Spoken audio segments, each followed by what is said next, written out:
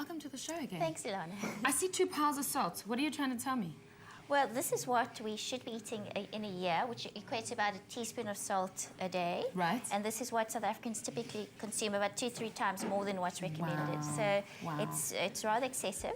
How much salt should be taken? I mean, if you say a teaspoon a day, so explain it. How do we break it up into foods? I mean, when and where and how? Yeah, so the best way is to look at your food label, and that will give you a per 100 gram of sodium per 100 gram of product.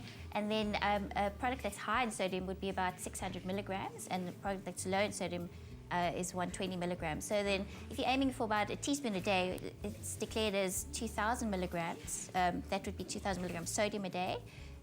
So if you're having a tablespoon of soy sauce, for instance, this has over 1,000 milligrams per tablespoon. So you've definitely just about doubled your intake. I know we spoke about food labels the last time, but how will reading food labels help us with salt intake?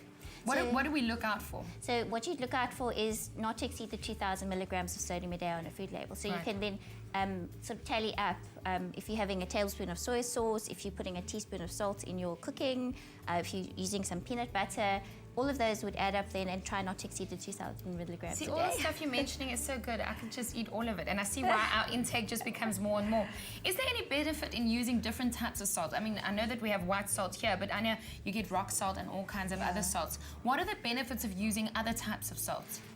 Well, apart from flavor and visually looking quite impressive, you just need to be aware that the amount of sodium you're going to get is probably the same as you're going to get in regular salt. And the reason why we're concentrating on salt is because of the link with high blood pressure. About a third of South Africans actually have high blood pressure, and the key driver of high blood pressure is actually salt intake. Yeah. Okay. So what do we do with salt substitutes? Well, there are potassium chloride substitutes, but it's not usually recommended for people with diabetes or kidney problems. So best to consult with your doctor if you're unsure. I guess it's better to just leave it out and then add to taste. I mean, most people that I know cook without salt. My mom does that, and you just add your own according to taste. How do we get to eat less salt in our diets? I mean, the way it looks right now is not appealing, but when it is in our food, it is more appealing. I mean, won't our food taste bland if we don't add salt? It's a very good point, but to your previous point about using other ingredients like what we have displayed here, those enhance the flavor of your dishes without depending solely on salt to flavor that dish. So try to be creative, use spices and curry powders and all sorts of things like that to enhance the meal. Also, it takes a few weeks for your palate to get accustomed to less salt. So don't just cut it out and go cold turkey. Gradually reduce, and then you'll get used to it and enhance your flavors with other ingredients. I love how you call it cold turkey if you give your salt up. WOOLWORTHS has launched this magical hub. I call it that only because, you know, it's the first time that I've become health conscious about stuff, because you're actually able to read and see labels.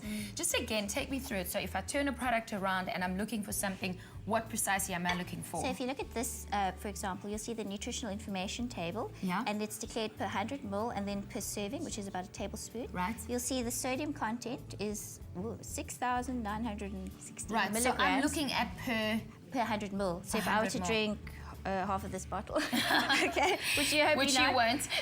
So a more practical measurement would be per serving, which is a tablespoon, and that would give you still 1,000 milligrams of sodium, which is a high sodium product. So remember, you're aiming for 2,000 milligrams a day. So if you're having a tablespoon, that's already half your intake for the day.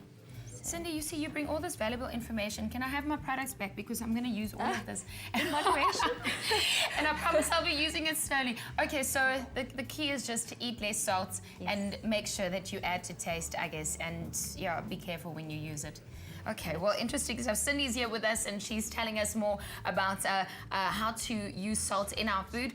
But for more information and also good choices, all you need to do is to go to woolworths.co.za/healthy living. It's really knowledgeable, and it encourages all to know about what is in our foods and also what goes into it. Cindy, thanks again for joining us. Now, there's lots more happening after the break. In fact, we're cooking, I guess, with salt as well. We'll be back after the break.